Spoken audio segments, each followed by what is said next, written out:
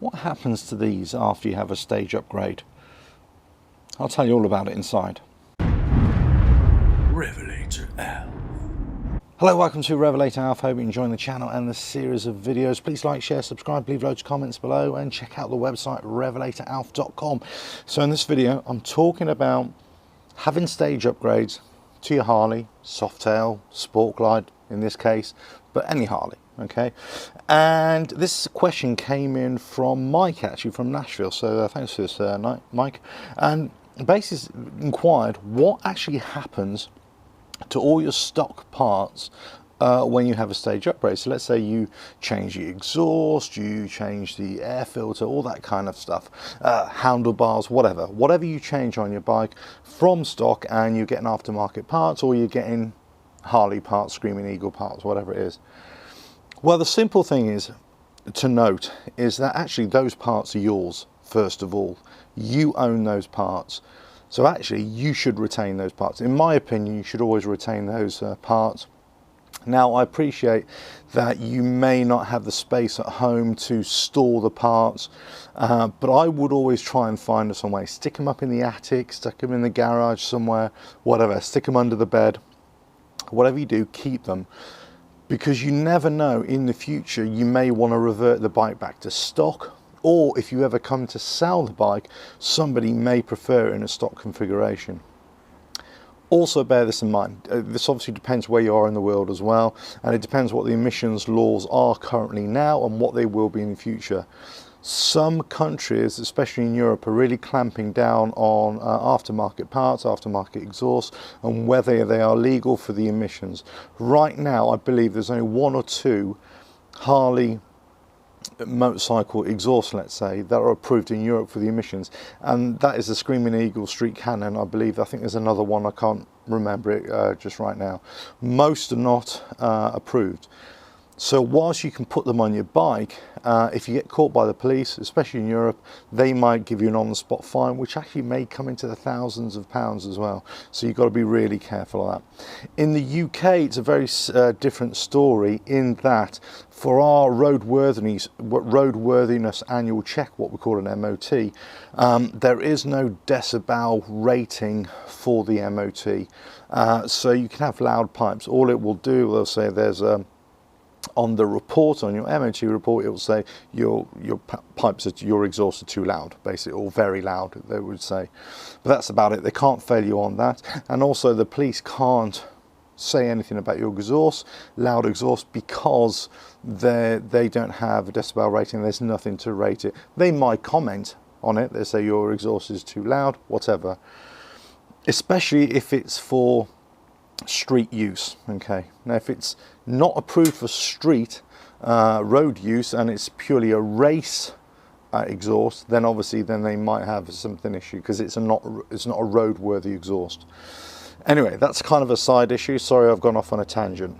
Right, this exhaust system, you change it up for whatever you want, and you can either retain the parts, keep them for yourself, as I say, because you either want to revert it back to stock, or you may want to sell it and somebody wants to keep it for stock.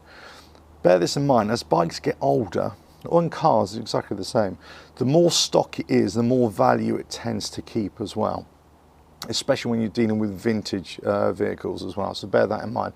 Obviously that might not apply in this case, but you know what I'm saying. But it's always good to have the stock parts, I believe, especially if you want to revert it back yourself.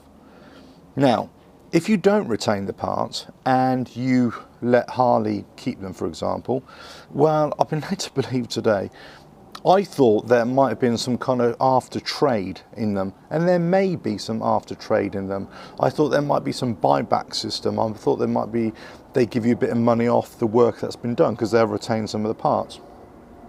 But no, apparently there's nothing like that at all. In fact, what they tend to do is just take the parts, put them in the recycling bin, and send them off to the scrapyard later on.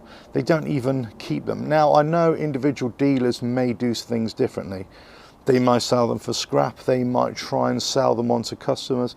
They may try and retain a few for particular global customers, let's say, who are buying their bikes, and those bikes must have a set of standard components on it for it to be sold or for it to be bought in that particular country. So that does apply.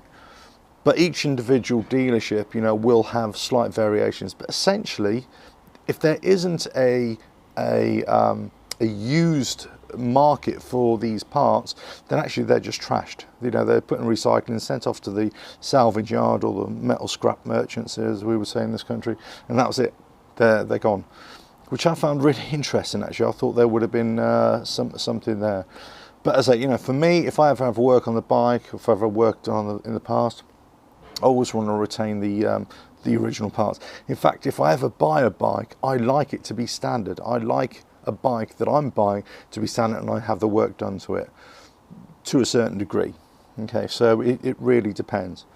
But anyway, so that's it. There might be regional variations. There might be variations from dealership to dealership.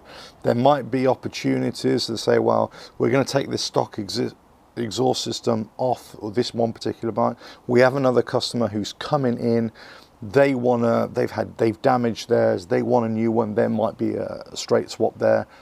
You know, there might be some individual dealerships who add money on in that sense. But there you go, that's it. Now, is there an aftermarket market, if you like, for these used or new standard parts, I should say? Well, absolutely right. If you go on eBay, there's loads of this about.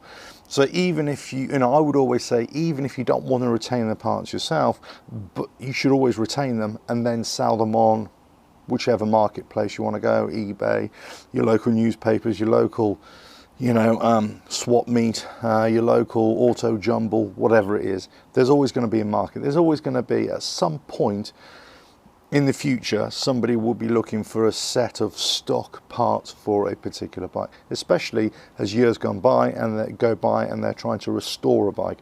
Restoration means that you want to have original parts.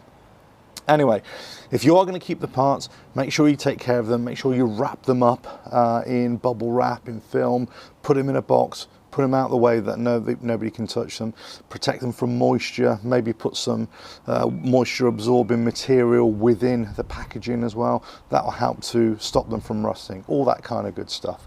But anyway, hope this helps. As I say, it was a question that came in from Mike, really good question, and I thought I'd address it in a video. So thanks very much for that, and I hope you found that useful. So please like, share, subscribe, leave loads of comments below. Let me know what you think. Let me know what you think about, you know, retaining parts or getting rid of parts. What do local dealers in your area, dealerships I should say, in your local area do with, you know, the stock parts after you've had stage upgrades or any modification to the bike?